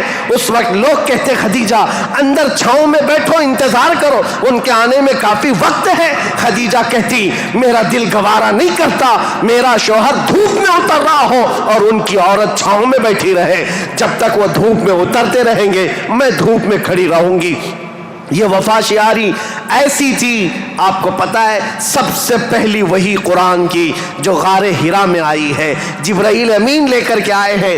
اسلام کی تاریخ میں اگر یہ نہ بتائیں تو ابتدا ہی نہ ہوگی، کیونکہ رسول اللہ صلی اللہ تعالیٰ علیہ وسلم جب 40 سال کی عمر میں تھے، غار ہرا میں جا کر عبادت کرتے، جبرائیل امین آئے قرآن کی آیتیں لے کر اور حضور سے کہا اقرا، حضور نے کہا ما انا بقاری، میں نہیں پڑھوں گا۔ وہ کہتے تھے پڑھو، حضور کہتے میں نہیں پڑھوں گا، سینے سے سینہ لگا کر دبوچتے تھے۔ 3 مرتبہ ہوا، 4تھی مرتبہ کہا اقرا بسم ربک الذی خلق، پڑھو اس رب کے نام سے جس نے پیدا کیا ہے۔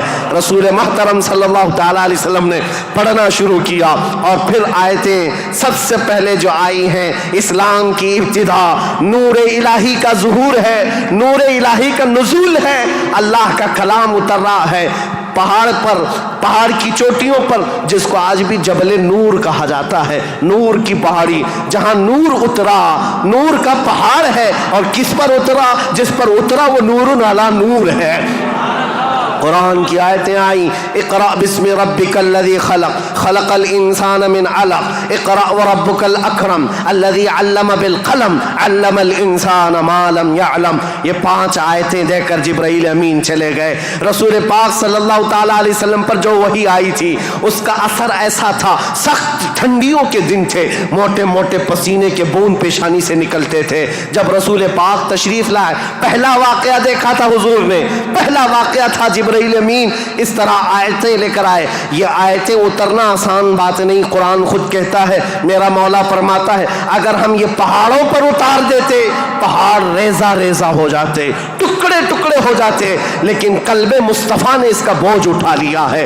رسول اللہ کے دل نے اس امانت کو اٹھایا تھا، لیکن چل کر کے دنیا کا وہ پہلا انسان، دنیا کی وہ پہلی شخصیت ہے جس کو قرآن سنایا میرے آقا نے، وہ کوئی اور نہیں، ام المومنین سیدہ خدیجۃ الکبریٰ ہے. آئے رسول پاک صلی اللہ تعالیٰ علیہ وسلم، گھر آتے ہی فرمایا میرے پاس ایک فرشتہ آیا، سینے سے سینے لگایا اور اس نے یہ آیتیں اللہ کی طرف سے سنائی، مجھے کمبل اڑاؤ، زمیلونی زمیلونی، بار بار کہتے مجھے کمبل اڑاؤ، سخت ٹھنڈیاں لگ رہی ہیں. سیدہ خدیجۃ الکبریٰ کی باتیں یاد رکھو، تاریخ میں آج بھی لکھی ہوئی ہیں. ڈھارس بندھانے والی، تسلی دینے والی، حوصلہ دینے والی خاتون ہو تو زندگی کمال کی ہے. عزیزان گرامی کہتی ہیں اے محمد عربی صلی اللہ تعالیٰ علیہ وسلم، اے اللہ کے رسول، آپ یتیموں کا بوجھ اٹھاتے ہیں، آپ بیواؤں کی مدد کرتے ہیں، آپ کمزوروں کا ہاتھ پکڑتے ہیں، آپ کے ساتھ کبھی برا ہو ہی نہیں سکتا. یہ جو اترا ہے وہ آپ کی بھلائی کے لیے ہے. ان قریب آپ دیکھیں گے زمین و آسمان کی ساری چیزیں اللہ تعالیٰ آپ کے لیے مسخر فرما دے گا. یہ خدیجۃ الکبریٰ رضی اللہ تعالیٰ عنہ کی حوصلہ افزائیاں تھی. یہاں سے میرے آقا صلی اللہ تعالیٰ علیہ وسلم پھر مکہ تشریف لائے، اور آپ کو پتہ ہے سب سے پہلے مکہ مکرمہ میں اب تاریخ اسلام کی شروعات ہے. تاریخ اسلام کی شروعات ہے. اسلام کی تاریخ سے پہلے میں نے اتنا بیک گراؤنڈ بتا دیا، تاریخ بتا دی، حالات بتا دیے، سیاسی حالات، مذہبی حالات، اخلاقی حالات. اب جو شروعات ہوئی وہ کہاں سے؟ غار حرا سے شروعات ہوئی. اور اس کے بعد سب سے پہلے گھر آئے میرے آقا، اور سب سے پہلا مسلمان جو اسلام میں داخل ہوتا ہے وہ کوئی اور نہیں، ام المومنین خدیجۃ الکبریٰ. گھر والی سب سے پہلے اسلام میں داخل ہوئی ہیں. روایتوں کی تطبیق کے اعتبار سے الگ الگ مفسرین محدثین نے بیان کیے ہیں. سب سے پہلے اسلام لانے والوں میں صدیق اکبر بھی ہیں، مولا کائنات بھی ہیں، اور حضرت خدیجہ بھی ہیں، حضرت زید بھی ہیں، حضرت بلال بھی ہیں. سب کی کیٹیگری کے حساب سے ان کو اول درجے میں رکھا گیا. عورتوں میں سب سے پہلے حضرت خدیجہ، بچوں میں مولا کائنات. بہرحال سب سے پہلا جو اسلام شروع ہو رہا ہے وہ حضرت خدیجہ خود کے گھر سے رسول اللہ نے شروع فرمایا، اور اس کے بعد پھر مکہ والوں کو جمع فرمایا. مکہ کے سارے لوگ حضور کی بڑی عزت کرتے تھے، لوگ اپنی امانتیں حضور کے پاس رکھتے. آپ کا لقب تھا امین اور صادق. لوگ آپ کو امین کہہ کر پکارتے یا صادق کہہ کر پکارتے. اپنے مشوروں میں حضور کو دیکھتے تھے تو خوشیوں سے پھولے نہیں سماتے تھے. وہ کہتے کہ اگر محمد کسی مجلس میں بیٹھ جائے تو اللہ کی رحمت ہی رحمت ہے. اس وقت بھی عرب حضور صلی اللہ علیہ وسلم کا بڑا احترام کرتے، بڑی عزت کرتے. اس دن حضور نے جیسی دعوت دی پورا مکہ ٹوٹ پڑا، سب آ گئے. حضور نے سب سے پہلے ان سے سوال کیا، اے مکہ والو، اگر میں یہ کہوں اس پہاڑ کے پیچھے ایک فوج ہے جو تم پر حملہ کرنا چاہتی ہے تو تم کیا کہو گے اس بات پر؟ سارے لوگوں نے ایک آواز میں جواب دیا، اے محمد، آج تک آپ نے کبھی جھوٹ نہیں کہا ہے. اگر آپ یہ کہیں گے تو ہم صرف یقین ہی نہیں کریں گے بلکہ ہم تو اس فوج سے لڑنے کی تیاری بھی کریں گے. اتنا ہمیں یقین ہے آپ کی بات پر کہ ہم اس فوج سے لڑنے کی بھی تیاری کریں گے جس کے بارے میں آپ کہہ رہے ہیں پہاڑ کے پیچھے فوج ہے. رسول کریم صلی اللہ تعالیٰ علیہ وسلم نے فرمایا، تم جب میرے بارے میں اتنا یقین کا اعتقاد رکھتے ہو تو سنو، اب میں یہ نہیں کہنا چاہ رہا کہ اس پہاڑ کے پیچھے فوج ہے جو تم پر حملہ کرنا چاہتی ہے، بلکہ اب میں یہ کہتا ہوں، سنو غور سے، کہ میں اللہ کا نبی ہوں، آخری رسول ہوں، اور دین اسلام لے کر کے آیا ہوں. اللہ ایک ہے، اللہ کے علاوہ کسی کی عبادت نہیں کی جائے گی. کوئی خدا نہیں ہے سوائے اللہ کے۔ یہ پہلا جبل ابو قبیس کے قریب فاران کی چوٹیاں پہاڑی کے پاس میرے آقا نے صفا مروہ کے دامن میں مکہ والوں کو جمع کیا تھا۔ پہلی آواز میرے آقا کی زبان سے گونجی تھی، لا الہ الا اللہ محمد رسول اللہ۔ اب لوگوں کو دیکھنے کا وقت تھا۔ ظاہر سی بات ہے، میں نے عرب کی طبیعت پہلے سے بتائی، اکھڑ مزاج، سخت مزاج، نخوت بھرا ہوا، کبر تکبر بھرا ہوا۔ کب وہ ایکسپٹ کرتے؟ سارے لوگ ایک دوسرے کا منہ دیکھنے لگے۔ کہا کیا ہم حبل کو جو کعبے کے اوپر بیٹھا ہوا خدا ہے اس کو اتار دیں گے؟ صفا مروہ پر جو ہمارے خدا ہیں ان کو چھوڑ دیں گے؟ خانہ کعبہ کے اندر دروازے کے اندر جو خدا ہے ان کو چھوڑ دیں گے؟ چاہے زمزم پر جو خدا بیٹھا ہے اس کو چھوڑ دیں گے؟ سب کی چھ میں گوئیاں شروع ہو گئی، بغلیں جھانکنے لگے۔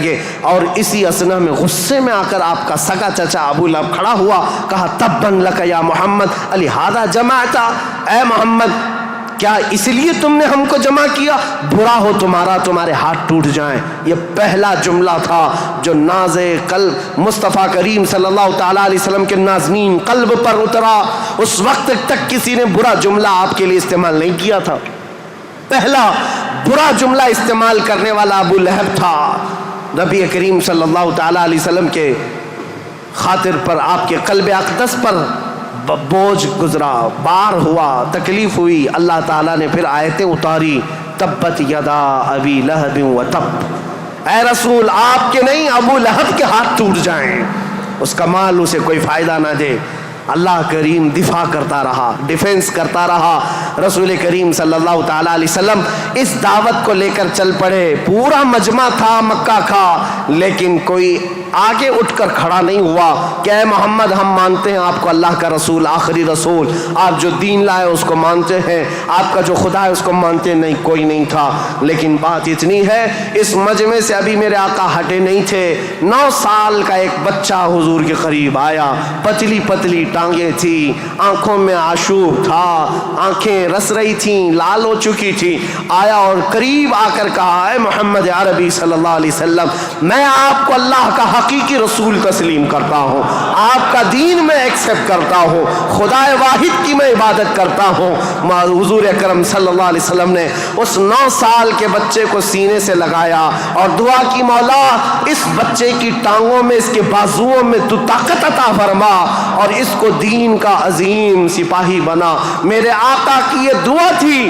9 سال کا وہ کمزور بچہ جو سب سے پہلے حضور کی دعوت پر لبیک کہا تھا، آج پوری دنیا شرق و غرب، شمال و جنوب میں اس کو اگر پکارتی ہے تو اسد اللہ الغالب، شیر خدا حیدر کرار کے نام سے جانتی ہے۔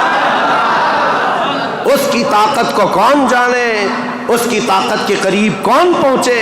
لا فتح الا علی، لا سیف الا ذوالفقار۔ اس حیدر کرار کو جو طاقت و قوت تھی، جو خیبر شکن ہے، پھاٹک کو اکھاڑ کر پھینک دینے والا، مرحب کے لوہے والے لباس پر تلوار کی ایک ضرب لگا دے تو اس کے سر سے لے کر سینے تک ٹکڑے کر دینے والی تلوار رکھنے والا، یہ طاقت کہیں اور سے نہیں، یہ دعائے مصطفیٰ سے ملی ہوئی ہے۔ میرے آقا صلی اللہ تعالیٰ علیہ وسلم کی اسلام کی تبلیغ کی شروعات یہاں سے ہوئی۔ اب اس کے بعد مکہ مکرمہ کے جو حالات تھے، سیرت مصطفیٰ کے بیان میں آپ نے تقریباً سن لیا ہے۔ تقریباً 13 سال میرے آقا نے مکہ مکرمہ میں تبلیغ فرمائی، مشقتیں اٹھائی، مصیبتیں برداشت کی، کئی صحابہ کی یہاں پر شہادتیں ہوئی۔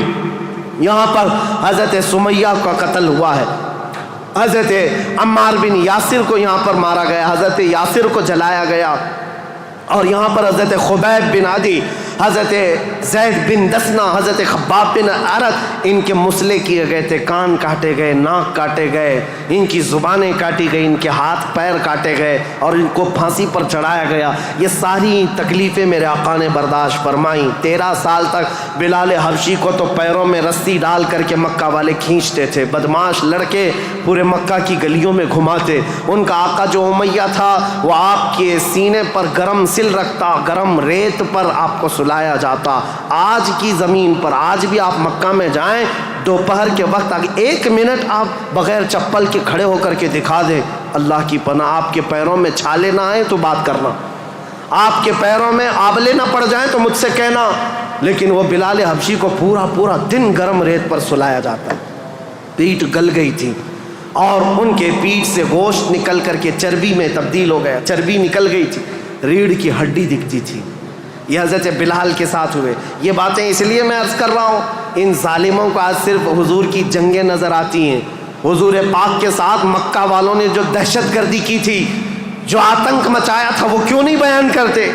13 سال تک تلوار نہیں اٹھائی، نہ تلوار اٹھانے کا حکم دیا، 13 سال برداشت کیے، سوشل بائیکاٹ بھی برداشت کیا، حضور نے پتے کھائے، چمڑے ابال کر کھائے، سب برداشت کیا، پھر ہجرت بھی کیا، اپنا وطن بھی چھوڑا، اب مدینہ طیبہ تشریف لے گئے۔ اب یہاں سے اسلامی حکومت کی اسٹیبلشمنٹ ہوتی ہے، بنیاد رکھی جاتی ہے، اور میرے دین کی بنیاد جہاں رکھی گئی وہ بہت بڑا کروڑوں کا بنایا ہوا پارلیمنٹ نہیں تھا، وہ کھجور کے چھالوں سے، کھجور کے پھڑ سے بنایا ہوا چھپر کا ایک چھوٹا سا گھرانہ جس کو مسجد نبوی کہا جاتا ہے، یہ مسلمانوں کا مرکز تھا، یہ پارلیمنٹ تھا میرے آقا کے۔